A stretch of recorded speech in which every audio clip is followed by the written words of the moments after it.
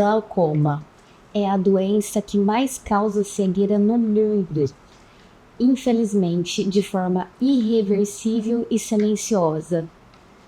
Será que dá para prevenir?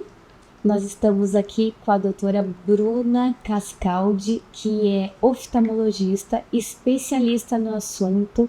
Seja bem-vinda, Bruna. Muito obrigada, Márcia. Conte tudo sobre esse assunto. É um prazer estar aqui. Muito obrigada pela atenção, pelo convite. Obrigada. Bom, o glaucoma, ele é uma doença muito prevalente nos dias de hoje.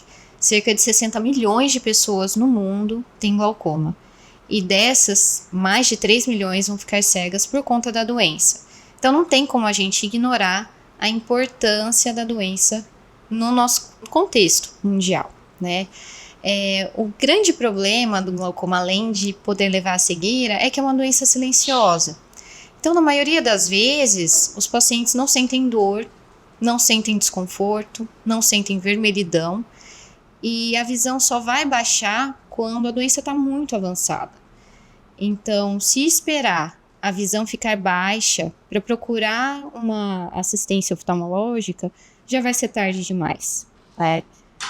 Meu Deus, então isso significa que toda a população ela precisa estar frequentemente no oftalmologista para fazer essa análise, né, doutora? Sim.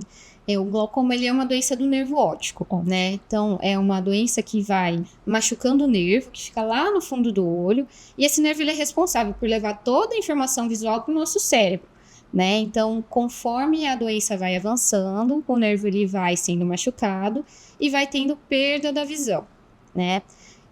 Se não tem sintoma, como é que a gente vai perceber que o nervo está sendo machucado? Através do exame oftalmológico. O exame oftalmológico básico, ele consegue detectar essa alteração do nervo de forma bastante precoce, né? Então, uma simples visita ao seu oftalmologista, e lembrando que tem que ser oftalmologista e não técnico, né? E não ir à ótica, mas passar por uma consulta com um médico oftalmologista, é possível você fazer o diagnóstico, né? Ou pelo menos perceber que tem alguma coisa errada.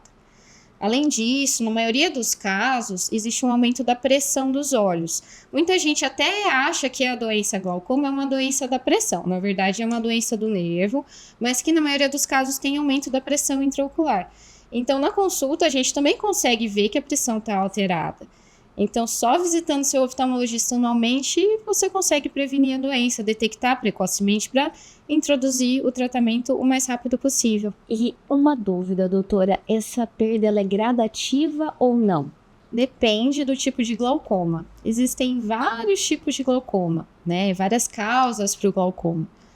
O indivíduo ele pode ter glaucoma porque ele tinha um gene que determinava de ele ter o glaucoma um dia, de ele desenvolver o glaucoma um dia. Ou esse glaucoma pode ser secundário a algumas causas, né? Como doença da retina pelo diabetes, por exemplo, como trauma, com o uso indiscriminado de corticoides, né? Então, pessoas que pingam colírio de corticoide sem prescrição médica podem ter um aumento da pressão e podem ter o glaucoma. Então, dependendo do tipo de glaucoma, a evolução vai ser mais lenta ou mais rápida. Entendi. E esses vários tipos de glaucoma, doutora, como que o paciente ele consegue entender um pouquinho mais, né? Porque você citou a respeito do uso de medicamento, que eu acho que hoje é muito comum, né? Tá irritado e talvez você pode estar mascarando, né? Então, como ele fica um pouquinho mais atento com esse assunto? Além da visita do oftalmologista. Sim. Então, batendo novamente na tecla, tá com um problema oftalmológico, o local que essa pessoa tem que ir no oftalmologista. Não adianta ir na farmácia, porque pode acontecer de comprar uma medicação que, ao invés de ajudá-la, vai prejudicar, né? Como no caso do uso dos corticoides. Então, falando um pouquinho aí do glaucoma secundário ao uso de corticoides, ele é principalmente devido ao uso de colírio que contém dexametasona, né, que é um tipo de corticoide, e esses são colírios que não necessitam de receita médica para que sejam vendidos. Muitas vezes o paciente tem uma irritação ocular, vermelhidão, vai na farmácia, adquire o colírio, é um colírio que para a maioria das queixas consegue amenizar. Sim. E acaba fazendo uso contínuo desse colírio, e aí que está o perigo. Além de desenvolver o aumento da pressão, pode desenvolver também a catarata.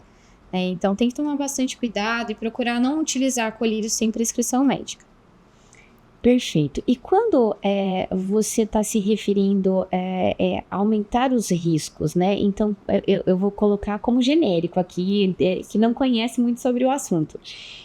Se eu sou uma paciente convencional, não sinto nada, como você comentou, mas eu estou ouvindo você no podcast agora falando das possíveis causas, né? Tem mais alguma coisa que você recomenda para reduzir, ficar de olho, para ter mais vontade de procurar um oftalmologista? Então, outras formas de prevenção, além de você fazer a avaliação corretamente, né, com o oftalmologista, é ter um estilo de vida saudável. Então, a gente pensando que o glaucoma ele pode ser secundário a causas como, por exemplo, a retinopatia diabética, que é um adoecimento da retina por conta de um diabetes descompensado. É interessante a gente lembrar que ter um estilo de vida saudável é muito importante para a gente manter toda a saúde em dia, né? Não só a saúde de todo o corpo e também a saúde ocular. Então, se alimentar bem, ter prática de atividade física, dormir bem, tudo isso está relacionado ao bem-estar e por consequência, a prevenção da doença. Perfeito. E quando acontece, né, o glaucoma? E aí? Foi diagnosticado. Então, você falou que tem vários sinais, é assim que eu digo? Isso, exatamente, tá certinho. Tem vários sinais que vão levar o oftalmologista a pensar na possibilidade de glaucoma. A gente vai pedir alguns exames para investigar e uma vez constatado o glaucoma, a gente tem que tratar. E hoje, atualmente, a gente tem um amplo arsenal terapêutico a nosso favor. Ai, que bom. Né? Então, a gente consegue tratar com colírio, que geralmente é a nossa primeira opção. Sim. A gente consegue utilizar laser para o tratamento. Ai, que bom. E a gente também tem a opção de tratamento cirúrgico, né? Então é possível... É possível tratar. Corrigir a boa notícia é que dá para tratar. E se a gente trata, a gente consegue evitar que o paciente evolua para cegueira. Isso é o principal. Entendo. Então, o importante é a gente fazer um diagnóstico precoce para instituir o tratamento o mais rápido possível e evitar que esse paciente perca a visão. Normalmente esses números da cegueira são poucos divulgados, né? O glaucoma é uma doença bastante específica e às vezes é difícil a população se interessar por, né? Ou saber que existe. Doutora, e eu gostaria de entender, uma vez que ela perdeu toda essa visão, né? O que acontece? Como vocês orientam? Então, existe dentro da oftalmologia um segmento que também cuida de pacientes que têm a visão bem mais baixa, né? E esse segmento chama visão subnormal. Dentro dessa especialidade, a gente consegue adaptar lentes para o paciente ou adaptar técnicas para que o paciente tenha uma melhor qualidade de vida e consiga ter mais independência no seu dia a dia, né? Então, a gente consegue usar lentes mais fortes ou até orientar com relação ao uso de cão-guia, né? A gente tem até um paciente no ambulatório que vai com o cão-guia e ela relatou até pra gente que depois que ela começou, né, que teve o treinamento do cão-guia e que ela começou a estar com o cão ali do lado dela, a qualidade de vida dela melhorou bastante por conta da independência. Então, também não é o fim do mundo, né? Tudo a gente consegue achar ali uma solução. Nossa, e que bom saber que tem, além de ter o processo da cirurgia, né, dos medicamentos, que pode auxiliar essa questão de vocês se preocuparem bastante com a qualidade de vida do paciente, uma vez que diagnosticou-se que, infelizmente, ele perdeu a visão, a lente, essa autonomia faz toda a diferença para a pessoa, né?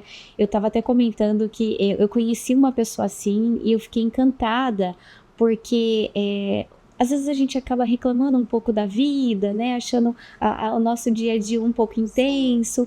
E nesse dia eu estava na palestra e ela estava dando a palestra e ela ficou do meu lado e falou assim: Márcia, conta para mim como está o rosto das pessoas diante de tudo que eu estou ensinando, né? Então, para mim foi muito emocionante porque às vezes a gente acaba não observando o detalhe do filho, o detalhe do paciente, essa escuta ativa, positiva, né? Então, eu fico encantada com essa preocupação de vocês em causar essa experiência boa também no paciente, né? Uma vez que o assunto é sério. Então, a gente tem que lembrar que a gente não trata do olho, né? A gente trata o paciente. Então, a gente tem que entender qual que é a necessidade de saúde do paciente, né? Então, a gente tem que também saber até que ponto a gente tem que lutar pela visão do paciente. Às vezes, a gente vai submeter ele a tratamentos que são dolorosos, que são desconfortáveis, para às vezes não melhorar tanto a visão e, por outro lado, de repente, a gente consegue melhorar a qualidade de vida do paciente de outra forma, né? Então, a gente tem realmente que ter esse olhar. Então, eu vou aproveitar. Existe mais doenças vinculadas à oftalmologia que você pediria uma certa atenção? Sim. Bom, oftalmologia é um mundo, né? E é um mundo que eu gosto demais. Voltando ali para as causas de cegueira, a principal causa de cegueira reversível no mundo é a catarata, né? Ela pode levar à cegueira, mas a boa notícia é que ela é completamente reversível. A catarata, ela tem uma incidência também muito alta na nossa população. Ela vai ocorrer na maioria dos pacientes idosos. Em algum momento da vida, a gente vai acabar evoluindo com uma opacificação do cristalino. O cristalino é uma lente natural que tem dentro dos nossos olhos. E ela é responsável ali por permitir que os raios cheguem na nossa retina, os raios de luz cheguem na nossa retina e a gente consiga enxergar. Com o passar do tempo, essa lente natural, ela vai ficando um pouco mais opacificada, como se fosse uma cortina, né? E essa opacificação vai aumentando com o passar do tempo. Essa é a catarata. Entendi. Se a lente está opaca, a gente não enxerga. E aí, o tratamento para isso é tirar a catarata. A boa notícia é que hoje a gente tem, né, dentro da cirurgia de retirada da catarata, a gente consegue não só melhorar a visão do paciente, mas muitas vezes deixar o paciente dependente do uso dos óculos. Então, hoje a gente tem tecnologia para isso. Isso é muito bom. Olha que maravilha, melhorando a cada dia, né? E quando a gente fala sobre oftalmologia, conta um pouquinho dessas áreas que tem dentro da oftalmologia, doutora. Uma outra área que a gente tem dentro da oftalmologia, que a gente tem muita procura no consultório também, é com relação à prescrição de óculos, a adaptação de lente de contato e a cirurgia refrativa, né? Então, é óptica e refrativa, né? Essa área a gente tem, é o grosso do nosso consultório, né? É o que a gente vê bastante no dia a dia. Com relação à adaptação de lente de contato, a gente também consegue deixar o paciente bastante independente e bastante satisfeito, né? Porque ele consegue, não precisa dos óculos para enxergar e consegue com a lente ter mais independência. Extrapolando um pouquinho mais e indo ali para a área cirúrgica, sim, a gente tem hoje a cirurgia refrativa, que permite que o paciente fique independente dos óculos também, né? Ele não precisa se preocupar em colocar lente de contato, não precisa se preocupar em usar os óculos, que ele vai enxergar o mundo aí. E qual que é a idade, doutora? Geralmente a gente indica depois da segunda, terceira década de vida, quando o grau já está estável. Então, quando a gente observa que tem um ano ou algum tempo que o paciente não muda mais tanto de grau. E aí a gente consegue indicar a cirurgia com tranquilidade. Perfeito. E vamos para os mitos? Sim, tem muito mito nessa área, né? Tem. Nossa, é demais. Bom, um dos mitos é: se eu não usar óculos, será que o meu grau vai aumentar? Não é porque você não está usando óculos que o seu grau vai aumentar. Ou, eu estou usando um óculos de grau errado, então é por isso que o meu grau vai aumentar.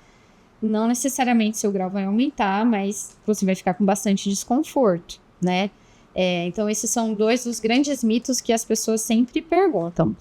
Eu vou perguntar o terceiro, sim, então, sobre esse assunto. Cheguei nos 40 anos e aí, obrigatoriamente, eu vou ter que colocar um óculos? É que depois dos 40 o braço vai ficando curto, né, Márcia? Esse que é o grande problema. Mas é muito comum que depois dos 40 anos a gente precise de um auxílio para enxergar de perto, né? Isso pode acontecer logo após os 40, às vezes demora um pouquinho mais, isso varia de paciente para paciente. Mas não tem como fugir. É uma verdade. Essa é uma verdade. Dá pra gente contornar essa situação com lente de contato, com cirurgia, mas a dificuldade para perto ela vai chegar. Não tem jeito. A minha já chegou. Mas a gente resolve. Isso a gente resolve facinho. Perfeito, perfeito. Doutora, e fala mais sobre os mitos, né? Porque eu fui perguntar uma verdade minha, né? Então, conta dos mais mitos aí que chegam até vocês. Bom, hoje eu fiz uma cirurgia de catarata e tinha um paciente, né, que perguntou, como que tem que ser o cuidado pós-operatório, o que eu posso fazer, o que eu não posso fazer. Um dos grandes mitos que eles sempre acreditam é com relação ao que pode comer no pós-operatório. Comer? Pois é, essa é uma pergunta que o pessoal mais faz, né? Não é com relação ao repouso que a gente orienta, é com relação à comida. Então, eu vou falar um pouquinho dos mitos do pós-operatório que muita gente pergunta. A maioria dos pacientes tem alguma questão com a carne de porco ou com pimenta que não pode comer, isso não tem nada a ver. Tá liberado comer qualquer coisa. No pós-operatório de qualquer cirurgia oftalmológica, na maioria das vezes a gente orienta o repouso, né? Então, não pegar peso, não fazer atividade física, não manipular os olhos, não coçar os olhos. Exposição do sol também? Sim, evitar a exposição no sol. Uma outra coisa que muitos pacientes perguntam é com relação a se pode usar o celular, se pode assistir televisão. Na maioria das cirurgias, como na cirurgia de catarata, eu vou falar especificamente dessa, não tem problema nenhum, tá? Então, pode assistir TV. Até legal que o paciente assista, né? Fique ali sentadinho assistindo TV, porque ele já não vai poder fazer muita coisa, né? Já não vai poder fazer atividade física, já não vai poder ficar saindo muito de casa, ali nos primeiros 2, 3 dias, então assistir TV tá liberado. Perfeito. E sobre as recomendações que aparecem nas mídias sociais?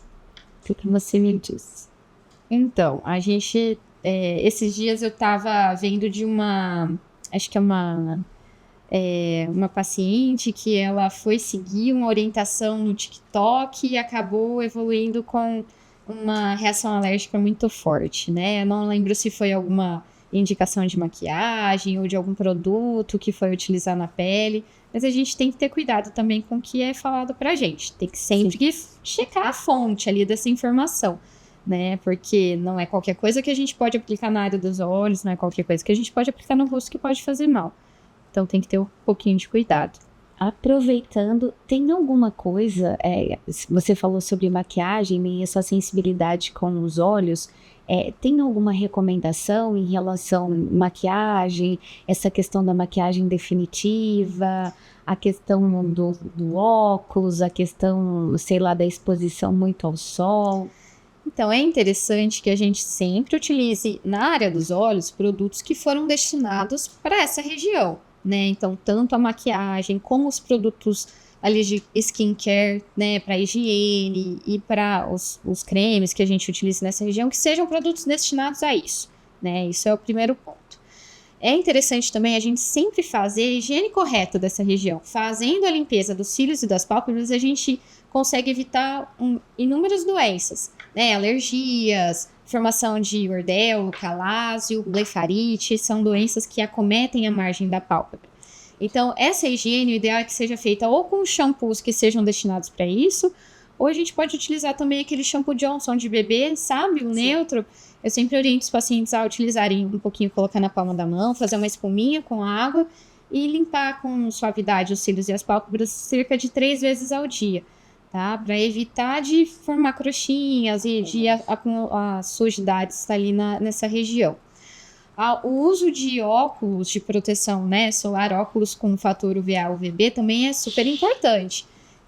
Utilizando óculos de sol, a gente evita de ter doenças na retina, a gente evita de ter uma catarata mais precoce, doenças como, por exemplo, o pterígio, que é aquela membrana que começa a crescer na conjuntiva, que podem ser causadas pela exposição excessiva ao sol. Perfeito. Bom, tô tendo uma aula aqui de oftalmologia, olha que delícia, né? Vocês também. Agora conta, da onde surgiu o desejo da doutora Bruna ir para essa especialidade? Eu sempre gostei muito de muitas áreas da medicina e foi uma escolha bastante difícil, eu confesso para você. Mas dentro da medicina eu queria muito ter contato e ter a possibilidade de atuar em uma área clínico-cirúrgica, em que eu pudesse atender os pacientes e pudesse operar também, que é uma coisa que eu gosto muito de fazer. E nos estágios, quando eu passei pela oftalmologia, eu me apaixonei. primeira vez que eu vi um olho aumentado, né, na lâmpada de fenda, foi amor à primeira vista, e aí eu, literalmente à primeira vista, eu não deixei mais. Olha que Gostei mais. delícia. E o medo? Porque você está atuando numa região muito delicada, né? Extremamente importante para o ser humano. E esse medo chegou até você ou o amor falou mais alto? É lógico que tudo que eu faço com muita cautela, e em alguns momentos da vida eu tive as inseguranças que a gente tem quando tá no processo de aprendizado, né? Mas é muito importante, foi muito importante ter feito uma residência médica com reconhecimento do MEC, né? E que me possibilitou ter toda a capacitação para poder operar e poder fazer o diagnóstico de doenças que são, né, que podem acometer os olhos e que podem afetar os pacientes. Então, esse medo acabou passando. Ah, perfeito. E você atua dentro de uma clínica. Sim. E às vezes tem alguns profissionais que têm medo de trabalhar em clínica porque são várias especialidades ou pessoas da mesma especialidade. Conta um pouquinho da sua experiência. Aqui eu trabalho em uma clínica que tem outros oftalmologistas e, bom, a minha experiência é excelente, é muito bom. É muito bom trabalhar com pessoas da mesma área e de áreas diferentes, porque a gente só aprende, né? Eu acho que só tem a acrescentar. Então, desde que eu comecei a trabalhar com esses profissionais, o que aconteceu comigo é que eu aprendi, meu volume de pacientes também aumentou, porque a gente acaba compartilhando pacientes também. Então, tem sido uma experiência excelente. Perfeito.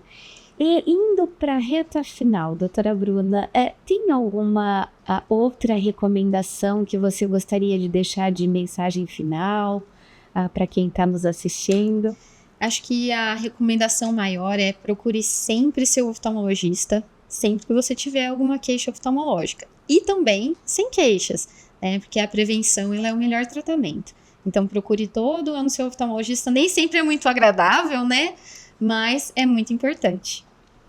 Perfeito. Bom, então gratidão, doutora Bruna, por estar presente, por estar compartilhando tantos conhecimentos. Foi maravilhoso estar aqui com você. Eu que agradeço, Márcia. Muito obrigada pelo convite. Foi excelente. Muito, muito obrigada. O CTcast para você.